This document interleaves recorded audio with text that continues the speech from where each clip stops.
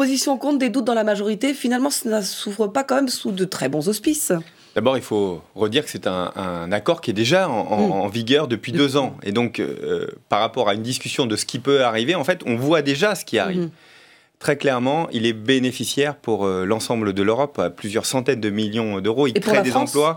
Et pour la France aussi, beaucoup de nos produits, entre autres alimentaires, se sont largement vendus et continueront à se vendre au Canada. Et donc, il est largement bénéfique. Et puis, on a une opposition qui s'est clairement liguée Vous comprenez ces réserves de l'opposition qu'on a entendues sur la viande nourrie aux hormones, sur les farines animales, par exemple? En fait, je pense qu'il y a du fantasme.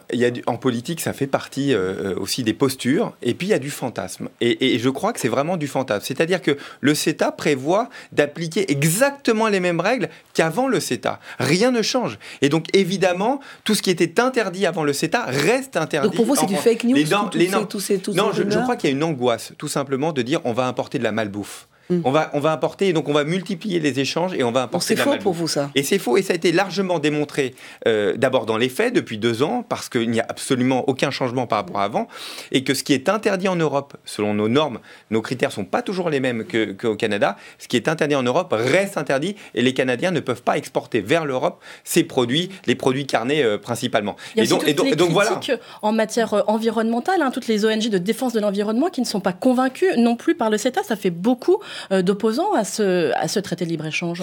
Moi, j'entends très clairement, il y a une opposition d'ailleurs philosophique entre une partie écologiste qui veut une décroissance, très clairement, une décroissance, et une partie, et ce que nous portons, nous, profondément, à La République En Marche, c'est une écologie avec une croissance verte.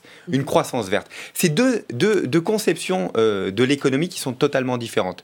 Et donc, on les mélange souvent en parlant d'écologie, mais c'est 2 choses totalement différentes. Et donc, dire qu'on ne veut plus de commerce international, vous savez quoi ?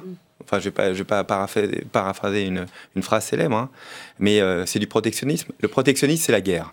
Si on continue pas les échanges, on démultiplie pas les échanges, ça veut dire quoi? C'est-à-dire qu'on se recroqueville, on perd des emplois et ça finit par du protectionnisme. Et le protectionnisme, c'est le renouveau de la guerre. Qu'il y ait des volontés quand même de contrôle, etc. Mais tout à fait. Mais sachez que la crainte est aussi de notre côté. Et se dire que si on ne démultiplie pas les échanges, on ne construit pas une croissance pour tous les êtres humains sur cette planète. Si on n'arrive pas à créer de la croissance pour tous, quelque part, on se met en difficulté, on se met en danger, et on sait toujours comment ça se termine. On a entendu les oppositions sur tous les bancs de l'hémicycle contre ce texte lors de ce débat très long. Il y a aussi eu des réserves au sein même de la majorité. Est-ce que vous pensez qu'il y aura des abstentions au sein de La République En Marche lors du vote solennel prévu le 23 juillet à l'Assemblée ? Je crois que chacun d'entre nous est à un moment face à ses responsabilités et face aussi à ce qu'il pense profondément.